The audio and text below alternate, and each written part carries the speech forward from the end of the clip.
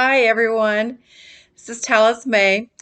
I wanted to jump on here and give a brief, um, kind of more documentation for my past life, um, kind of how regressions worked for me in the beginning, and then how I had the death experience in 1988 that sort of shaped the clinical work and my mission slash purpose slash focus for my healing work that I have done since then.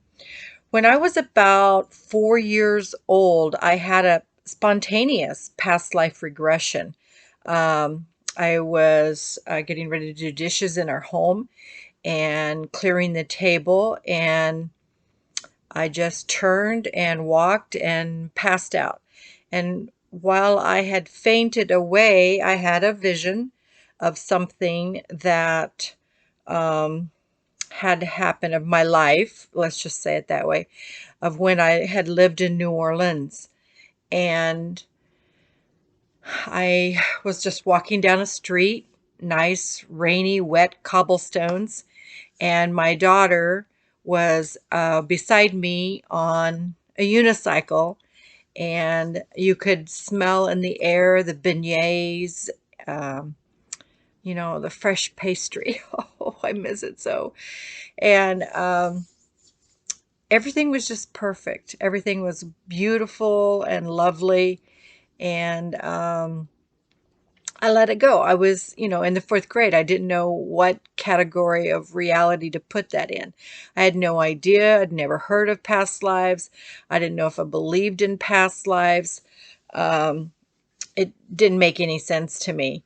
Well, um, I went on to college and got my degree in a psychology field and understood that some people can look at past lives as a segment or an aspect of themselves, much like we look at archetypes. We look at our queen self, we look at our mother's self, our father's self, our inner child self.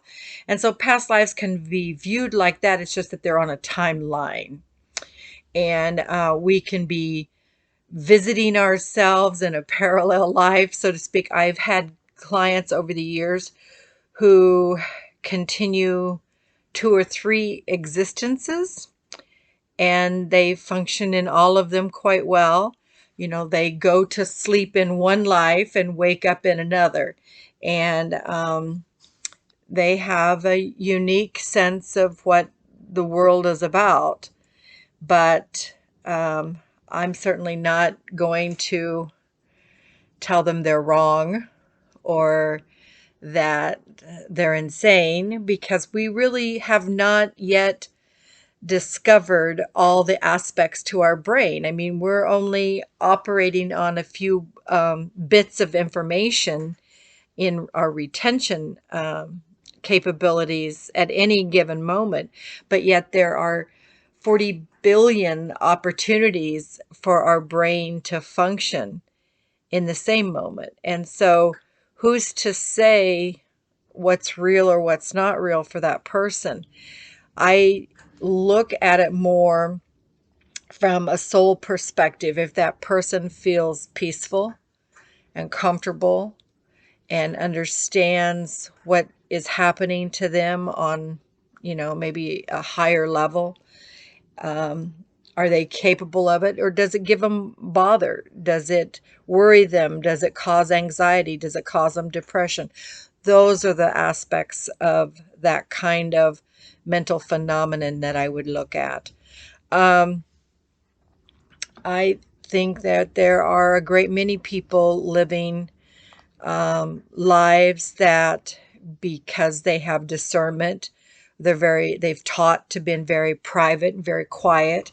They don't share a lot with you. I know my own father had a lot of experiences with Jesus and Christ and the Holy Spirit, but he wasn't able or trusting to share that with people. And I've met a great many people in my life through my practice and through my private life and just in little social gatherings that have a belief in angels and have had experiences with angels and spiritual guides and their higher self. And then we have, as Carl Jung has laid out for us, the different archetypes that people operate on that deal within the psyche, the different aspects that can direct us or guide us or lead us or give us cause to examine. So before we judge whether a past life is real or not real, I think it behooves us to take a look at the effects. So if the effects of knowing that you have a past life or what you did in a past life empower you, give you energy, raise your frequency, help you with forgiveness, help you come to peace, then I think those ways that your brain is functioning is probably for your better good. But I am not your God. I am not the person who's going to determine your life. You will always have free will to engage or not engage in a belief. On some levels, it's really sad that people do believe their beliefs. For instance, some heavy oppressive beliefs, like women have no power, they shouldn't be voting, women should just stay at home barefoot and pregnant. That's a horrible belief. That's a very disempowering belief. And that's the point of this whole conversation is if your belief empowers you, then I think you can use it. Now, are past lives real? Do we know? I think the majority of humanity on planet Earth believes they are. But that's been my exposure to the world at large. I think whatever your belief system is, you will seek out external sources to validate your belief system. And when you do that, you will find somebody to contradict me or to affirm you. And on some levels, if it's disempowering, that's kind of an area of learning, lessons, karma. I'm not sure what, is being set up there. I could go many places with that. But it is wise to evaluate for yourself and with your own heart what you believe in. And yes, this lifetime is enough. I never want to, if there is a reincarnation, I never want to do it again. I never want to have those experiences because this lifetime has been plenty. And I have had so many spiritual awakenings and just aha moments, let's call them that I just, I've had so many lessons and situations with my health that I don't want to do this again. So with that being said, I am open to exploring different levels and belief systems that open up our minds and our hearts to coming to a state of forgiveness, atonement, and accepting that love and that peace that they so frequently bring. Whenever I've done like a guided visualization or hypnosis and have had a past life revealed to me later in my life, when I understood it, it brought me great peace. It allowed me to let go. And it allowed me, because of the type of therapist that I worked with, it allowed me to forgive. When I came into an understanding, then I could forgive. And so there are those of us out there who must know how things work. We must understand on a scientific, calculatable, measurable level, predictable level, that you do 1 + 1, you're going to get 2. You throw us a 4 in there, and we're going to have to fret over it until we figure out how you came up with 4. So when I had the death experience in 1988, I had eaten shrimp. Unbeknownst to me, I was allergic and had had several anaphylactic scares with it. I had eaten it accidentally, didn't know what it was, and consumed quite a bit. Tried to make myself throw up, which I do think allowed a lot of the protein, the toxicity to my body to release. And with that being said, I think that's probably why I survived it. I have done a lot of speaking on near-death experiences, but you must understand that I was in a clinic when this happened to me in Midland, Texas. I was pronounced dead by 2 attending physicians, and I witnessed them, giving me CPR, working on me. I had been through an exam, and I looked up at one of the doctors and I said, "I'm dissipating." And that was my word. And I don't think I've ever used that word before. But I felt like I was just, vaporizing, just diminishing. And the next thing I knew, I was on the ceiling in that clinic room watching them down below work on me, work on the body. And they were giving me the, oh God, the CPR and cardio, to get me going again. And they gave up. And one of the doctors just collapsed her body across mine. And when I was in this room looking at the light above, I became aware that, I must be dead. So, okay, um, I need a mission. I'm a woman with a purpose at all times. And so what could my purpose be? Well, I wanted to know what God was. That was my first immediate thought is, what is God? I'm going to figure that out. And I saw that light in the room and I thought, no, that's not God. That is just such a disappointment. And so I turned my awareness to the left. And even on the camera now, you can kind of see a huge light coming into my room. And I kept studying into that light and looking, and it felt like I was seeing movement. And then a presence started coming toward me closer and closer. And it had its hand out so that I would feel kind of calmed. And the closer the figure got, I knew that it was Jesus. I knew. And I knew that it was the Christ who had come to take me on over to the other side. I had no fear, no panic. I just was delighted to see him. Just absolutely delighted. I felt like he had been my best friend for many, many years, and it was a reunion, and it was just joyful.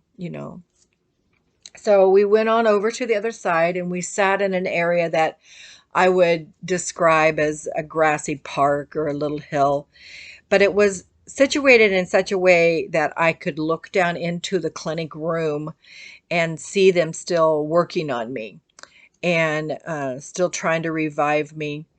And Jesus said, "I have some things to teach you that you're going to need to know." And I said, "All right, let's go for it." So he started teaching me about love and how powerful it was as a medicine.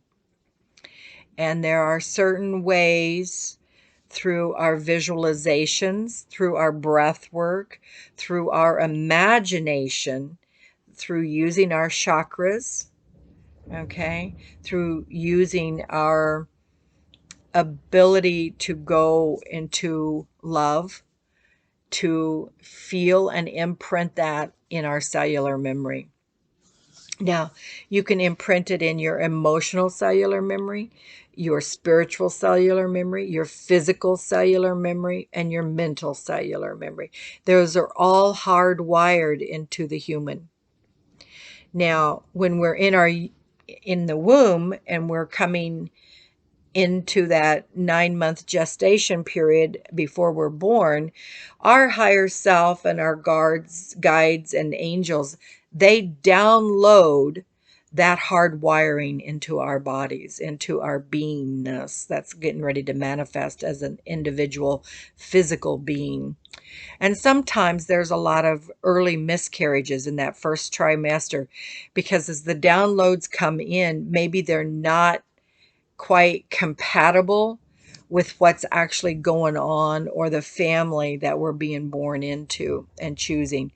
Maybe we don't feel as welcomed or as wanted, and we choose to exit. Our souls choose to exit. Now, I do think that's for everyone's greatest good. Obviously, the soul incarnating is making the choice, but also the parents that didn't get the child are, to hold in their arms, they're getting a lesson. They're learning the value of human life. They're learning what's really in their heart. They have a lot of other lessons that they contracted before they were born that they came here to learn. And I do believe that we shouldn't interfere with that learning. It's violating their free will, but we should be kind and compassionate and understand that things happen and choices and contracts and decisions can get redecided, remade, reevaluated, altered, so to speak. So when Jesus was teaching me on that grassy park about love, I became aware of its flavor, its taste, the texture, the the fragrance, the composition. We call it the velocity. Um, we also its weight. How much it weighed, how much it had light to it, ampage. you know. So that frequency, that component of love, I think the closest thing we have on the physical plane to it are elements that we have in our DNA, and everybody has encoded the four elements, the ACGT in our DNA. I do think that there are 12 strands of DNA, and I've said this before in another video, that we're not using all of them, and unfortunately scientists can call those things junk, but I don't believe God made junk. I believe there's a divine purpose, a utilization, and some beings need access to all 12 strands and operate with those. Some of those beings are ascended masters who came back into bodies that were here for a purpose and a mission and to uplift humanity. There are angels among us, they say. And I think for those situations, those full 12 strands work just fine. But when you're used to living in struggle and guilt and shame and anger and rage, you don't need extra strands. You barely can operate on the first two strands that you have.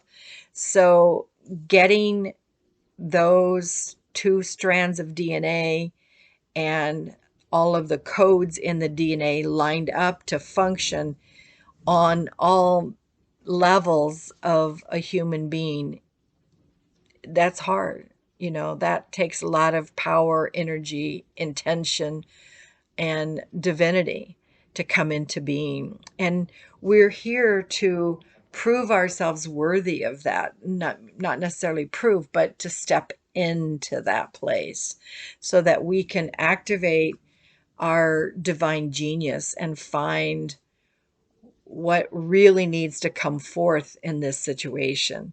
What can we uniquely bring to the table or to the environment or to the earth or to a family or to a community that no one else can bring? Because we all have our absolute own unique gift.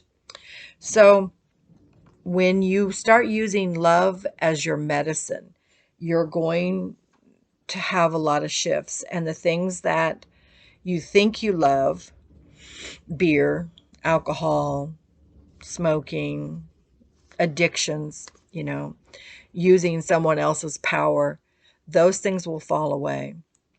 But you will be, it's kind of like when you step into your own divine genius, your divinity, your goddess self, the universe rewards you with, abundance, financial abundance, love, um, maybe a twin soul.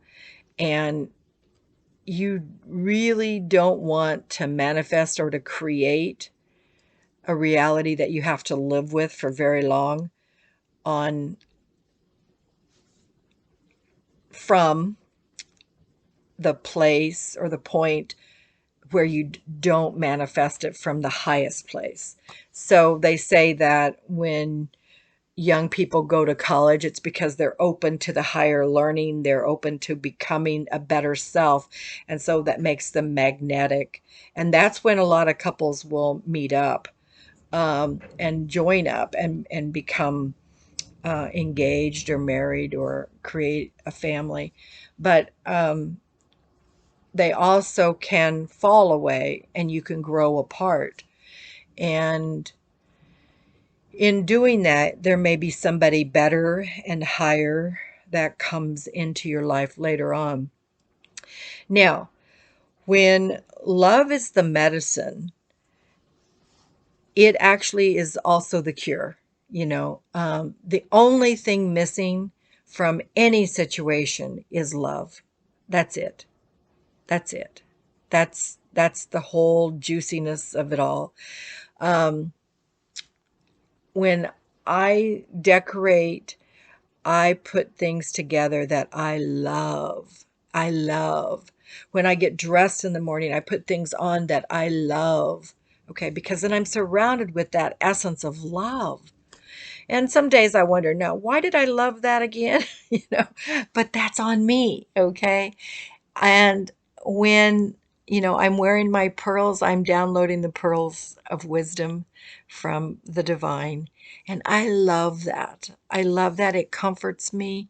It aligns me with my divine genius, with my divine goddess, with my queen self, with my highest science mind. My Atlantean times come into full swing again. And if you don't understand this video so far, then I can tell you that this video is not for you. It's maybe too early for you. You're not ready yet. Maybe you still have more third dimensional lessons to learn. And so just click off. But for those of you who've stayed with me, hang on. There's a lot of really juicy things that I think will be tangible that you can use in your life and going forward, that you can put yourself into an awareness of, that you can use some tools.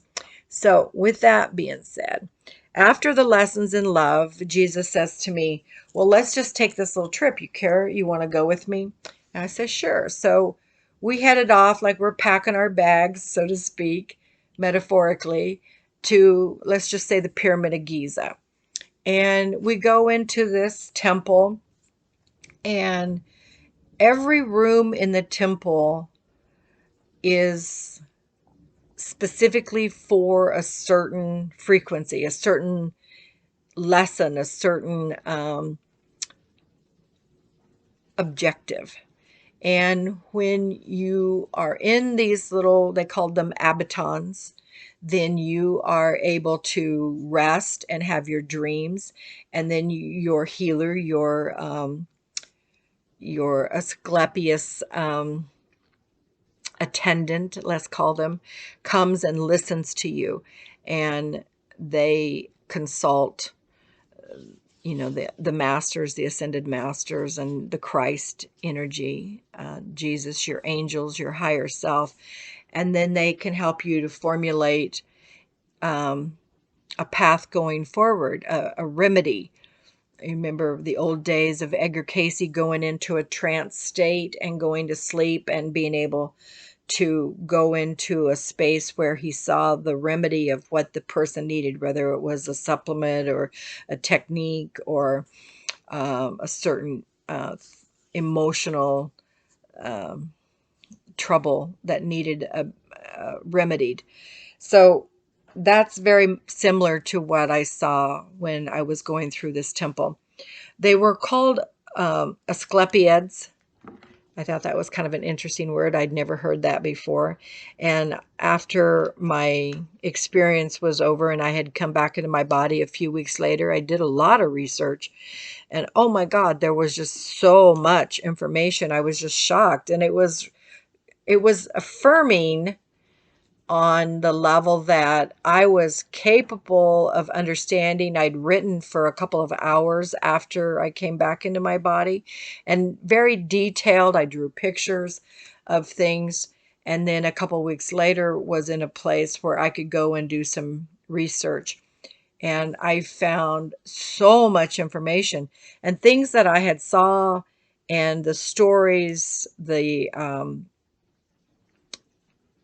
it was just phenomenal. It was real and it happened. And, I didn't know that I could do that. I'm just this little girl from Kansas, right? So it was a quantum leap. Time collapsed, as they say.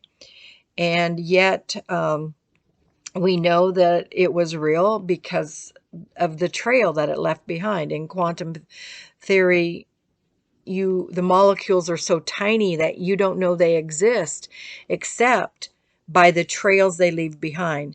So you're dealing with a dysfunctional family system by the trail it leaves behind. So it operates on some quantum mechanical level. People get healed, and you don't see it on a day-to-day basis. You don't see the progress, but you see it by the trail it leaves behind. Okay, so that's what I'm speaking of here. When I went through the temple with the guides, I saw in each room a different technique that was being done. And some of it was psychological, some of it was spiritual, some of it was technological. And there were a lot of things that we would relate to Tesla nowadays. And some of that technology coming forth. There was a lot of how to calibrate our emotional bodies. And if God's pushed out on this side, it gets pushed out on that side. You push back on this side, reinforce it, it comes back on this side. There was a lot of technologies developed to gauge and calibrate a person's emotional body, physical body, mental body, and spiritual body. And I imagine, any aspect of the person could be measured from the place that I was in. By the time I got to the top floor and met the ascended masters, I had already had revealed to me some programs and some techniques for conscious conception and what I have generally labeled right relationship. A right relationship is where two people enter into the relationship. Both of them are completely whole and happy and complete and fulfilled on all levels and dimensions. And another person enters into a relationship with that person and they become whole and healed and fulfilled. But they come together not for the things that we think of, you know, we have a need, so we need this, we need that, we're lonely, we need a companion, you know,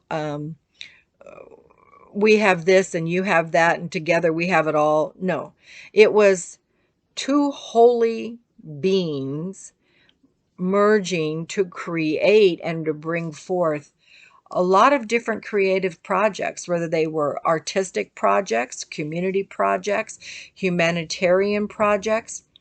That was the type of relationship, whether it was masculine or feminine, whether it was in a family or in a boardroom or in a community. Those were the types of relationships that manifested into those environments, the effective course of action for the situation that was needing to be healed. So when two complete whole beings come together, we have a holy relationship, HOLY. But that is generally not what happens on planet Earth in the third dimension. We have a state of what we call special relationships. You have this, I have that, you need it, I need that. We come together. Our relationships are based on need, and we're dependent on each other. We're not separate whole beings joining in a union to do something together and create a new art form.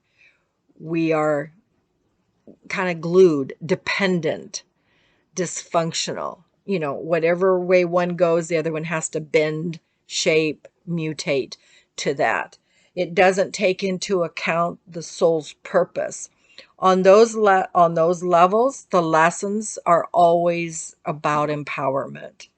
So when I saw the right relationship dynamics being explained to me when I was in this healing temple, and Jesus just kept looking at me and nodding and going, got it? Now do you get this? Now remember that? You know, and it was pretty deep. It was pretty deep. And I'm very glad, happy, honored, privileged, blessed, in awe that I had that experience, because I have been able to help so many people. And I hope I get to until I'm dead. You know, I figure even if they lock me up someplace in jail or in a loony mental hospital, I'm still going to be affecting people. My energy's still going to uplift them because that's who I am. And no one can take what I've experienced away from me or what I know to be truth away from me, because it was. It was real. It will always be real for me. You may not understand it. You may not get it. That's okay. Now, I had to learn to not disclose everything. And that was a hard lesson because I came into this so excited. I just wanted everybody to know it. I wanted to share it. But I learned that a lot of organizations, a lot of power structures, whether it's on your job or the government or insurance company, the political system, medical systems, they don't want to hear that because it threatens their way of operating. Okay. And if you are stuck on a third dimensional level, you need that operating system to a place. But when we reach that tipping point and more people don't need it, then it will start to change naturally, organically. So you're going to have to learn discernment. And discernment is to not talk about all the things that you know and that you've experienced, but to find safe groups to share those common interest with, because sometimes you'll have a breakthrough a spiritual awakening, and then you go back to a relationship and that man is a third dimensional man, and he just thinks you're crazy, and you just threatened everything that he stood for. And you know, it's just a very unpleasant situation. And so discernment, discernment. Now, I don't think we need to control everything in the fifth and up dimension. However, I think we have that ability to call in our higher selves, to call in God, to call in the Christ, and to have them intercede, because God will intercede for you, you know. But you got to know that, and it's a hard reality. You created that situation if you're bringing it in. If you bring it in, if you have in a relationship with a narcissist or a sociopath or somebody in an addictive pattern, you're bringing that in, and it's usually to learn. So when you cancel your contracts, when you choose to no longer learn through a third dimensional setup plan or template, you're not reading Tip and Mitten and Jack and Jill fell down the hill anymore. You are into um, you know, genetics 101 here. And so when you learn on that college level of science and metaphysics to some degree, divinity, shamanism, um, world religions, then you will come into your power, but you will more likely suffer on the way. Now, it's going to be good. You know, it's all what we signed up for. And I do believe we knew it ahead of time. So, with that being said, after all of my lessons seemed to kind of come to a natural closure, and they were about love, love in conscious conception, love in the clinical practice for helping people get through being raped or molested or mutilated. As a lot of women are still mutilated, their sexual genitalia are cut off, removed, sewn shut. It's kind of bizarre, and it's a horrible belief system, but it exists. Now, when these things happened, I was learning. Now, this was 1988, so I was learning how to bring love as a vibration, as a remedy, as a homeopathic formula into a clinical practice to help people who had cancer, who had been sexually abused, who had been trafficked, who had been abandoned, who had been beat up, who had been left homeless. Okay. And these were the natural consequences of living on that third dimension. So I had a natural affinity to helping women. My mother had been abused. My grandmother, I'm sure, was. I don't know all the details. And yet, and there's some things that happened to me when I was very young. So it attracted me to helping people who had gone through those pathways.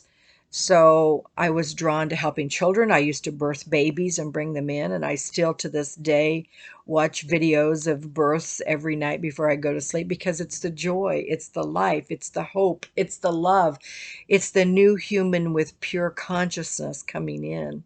And seeing their faces is just so wonderful. And then knowing that they have their whole lives to learn and shape and bring in their purpose and their passion and their love. And so, with that being said, I grew to find myself in positions to where I could help uplift that. I've rescued quite a few women. I had a school that trained women to be able to get a job, massage therapist, colon hygienist, estheticians, nutritionist. Um, God, we did a lot of things, and hairstylist. I mean, these were working, honorable positions that women need to have to take care of themselves and to take care of their families. Those were things that growing up I didn't get. My mother didn't get. My grandmother didn't get. Okay. I mean, we're talking the old days, the 50s and the 60s. Women didn't have those powers or those privileges or those rights. And so remember, I came through that whole empowerment of women thing, and a big piece of that was financial. A big piece of that was their sovereignty. A big piece of that was to not be physically abused anymore. And if they were, then after I got through my journey and my tour of the temple, then I was empowered with tools and techniques and methodologies that help them. Because no matter what you have been through, and sometimes I'm even shocked at myself. You think you're doing it all right. You think you can handle it. You think you know what you're doing, and then it comes into your personal, private life.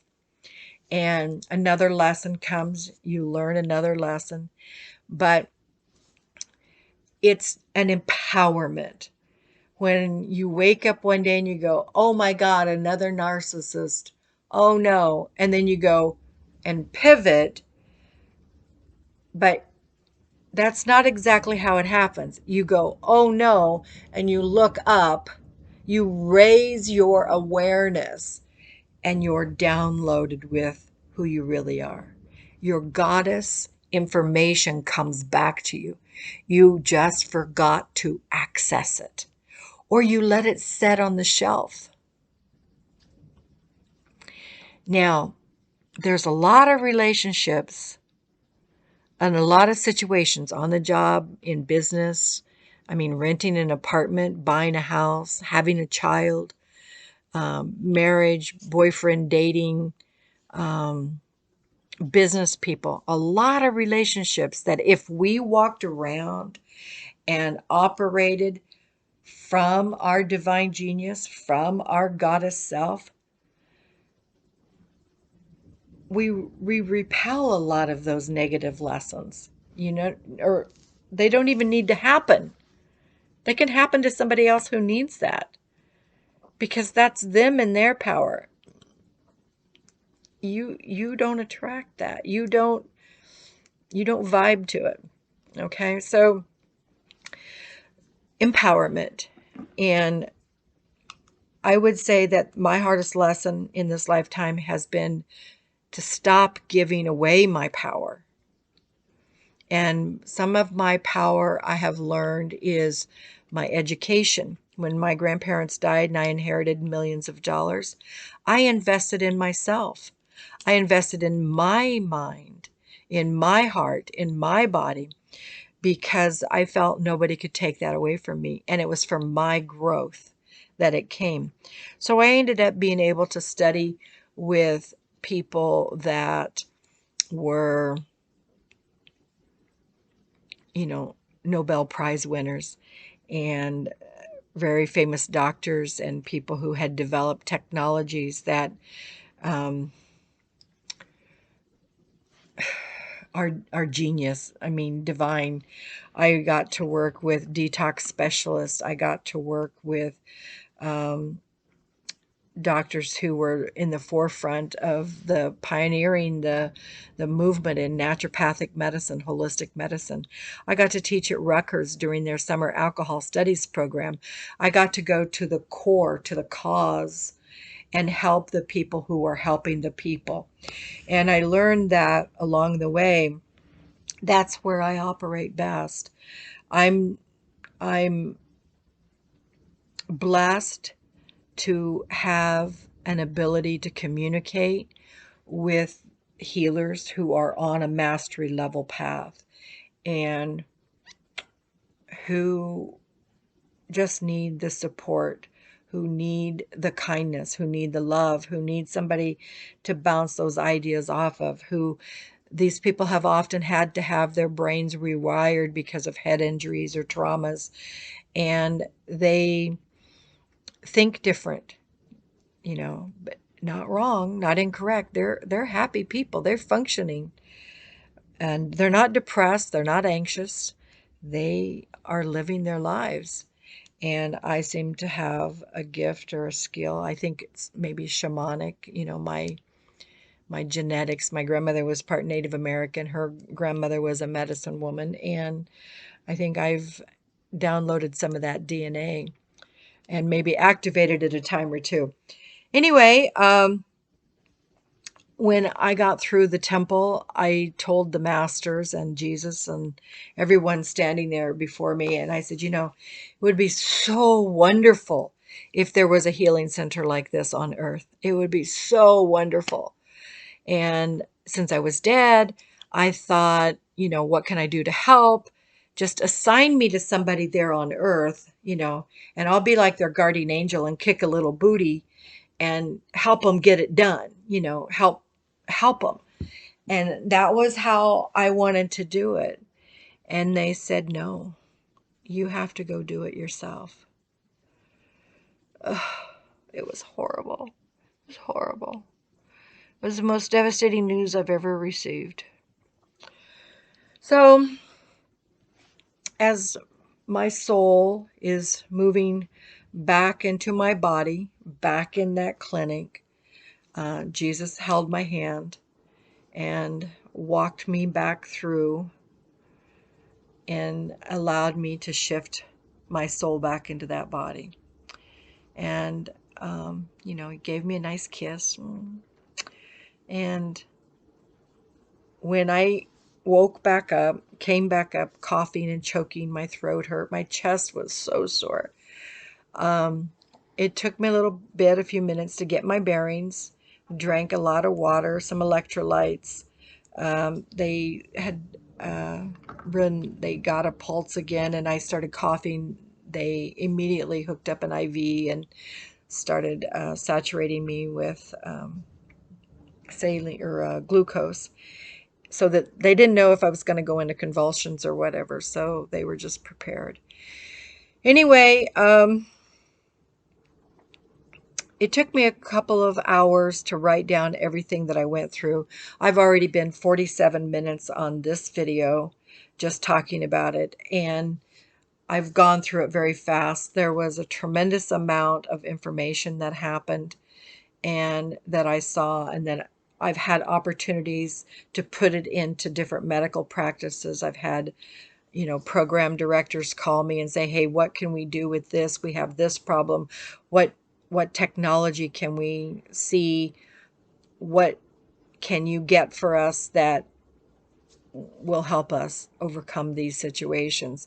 And so I've been a consultant for a long time, and I will continue to be, it sounds like, as long as I'm still around. I've had some wonderful opportunities. During quarantine, I've been able to write a lot of programs. I wrote a couple of cookbooks that I think are going to be able to be combined. I just need the software to do it. And but they're okay as standalones as they are, and but high vibrational food, because when you're going through heavy stuff, you don't want your food to weigh you down. You can't feed an emotion, and what heavy clearing work is about is getting rid of the old emotion. And so you don't need to feed heavy food to old stuck feelings. You need those feelings to release, to go, to go, to go. You might go into a detox for a day or two, but it won't last long. Just hang in there and have the faith. And it's just a small, dark night for a couple of days.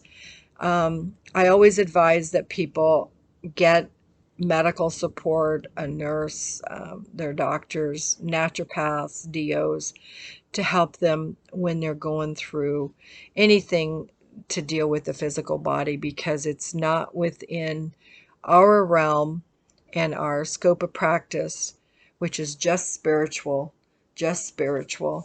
to deal with those things. I mean, I help people with weight loss, which opens up doors to a whole lot of other things, and eating better and feeling better and, you know, living in a higher alignment with their divine self. And I help people do past life regressions so that they can release their fears and their anxieties and their feelings of torment and being a victim, and understand why things happen to them and move on with their lives, get their power back. I do still a few things that are on the shamanic medicine woman level, where we do soul retrievals and vision quests, things like that. And those are kind of the fun things, you know, but they're empowering tools to have. And it allows you in your mind to see another aspect, another dimension. Because when you're looking at a hologram, you know, like my hands are making here, the hologram, when you're right here, you can't see over here. But if somebody over here is connected to you, then you have their perspective.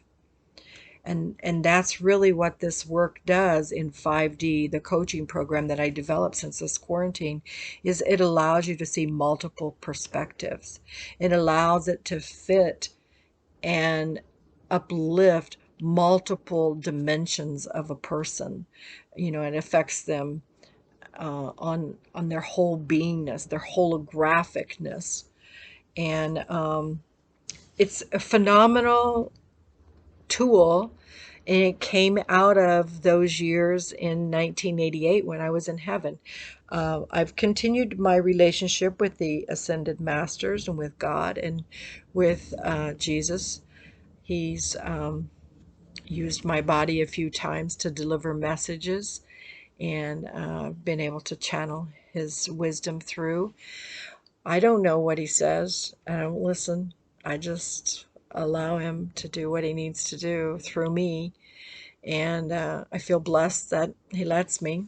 So, with that being said, I want to end with, if I can be of assistance, if I can help you in any way through my near-death experience, which actually I was dead, so I don't know if you can call it a near-death, but I came back into the same body with a totally different consciousness. You know, when I went home to my home, there was some major adjustment stuff that had to be made, and some stuff never got adjusted. You know, the facts are my children's mother died that day, and she didn't come back, and they didn't get a funeral. But I got a lot of angst thrown at me because I no longer acted like her. And so there's some situations that, you know, you'll always be subject to, but I think that's their contract too. And they're very powerful, brilliant young ladies, and they will figure it out. And, you know, I told God when I was delivering those babies and carrying them, because I was never expected to have children, that they must, you know, they wanted me to have an abortion and to not put my life in jeopardy. And I said, no, I have a feeling that if I can do this, then these souls have a strong purpose, and they're strong. So let's see what they do with the opportunity.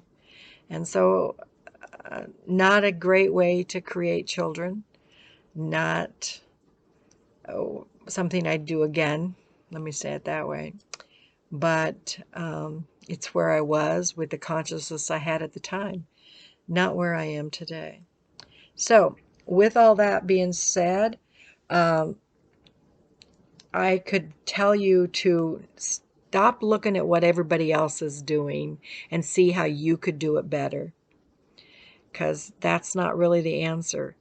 And the answer isn't really about pivoting either. Um, Tune everything else out that you know, everything. And just feel from your higher self, from your heart. You know, the heart is just sort of the center of everything. It connects our heavens and our earth and our bodies, and it connects everything. And ask what, get a sense of what it is you can do to completely bring in a new idea, a new vision, and manifest that from your genius, divine goddess, queen, higher self. What can you do better? But not better than somebody else, but there's something that you came here for, and just keep tuning into that. What is that? What is that dynamic? Because nobody else can do it but you.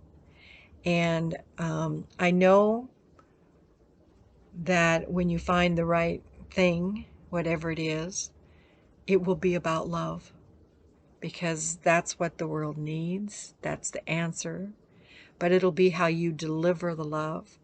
It'll be how you encapsulate the love, how you manifest the love, and offer the love. So, with that being said, thank you for listening for almost an hour to me ramble on about my spiritual journeys into the afterlife, which I have used a few times in helping people with my hospice work. Everything that's happened to me, I try to use all the little crumbs of it to help somebody else. And so if I've maybe sparked an idea, or something opened your heart a little further, then thank you for the opportunity to bring more light onto planet Earth. Mwah. My information is below. We have classes that are ongoing. The coaching program is still available. And I'm available for consulting and for private clients. So let me know if I can help you on any level. I'd be most delighted and honored. Mwah.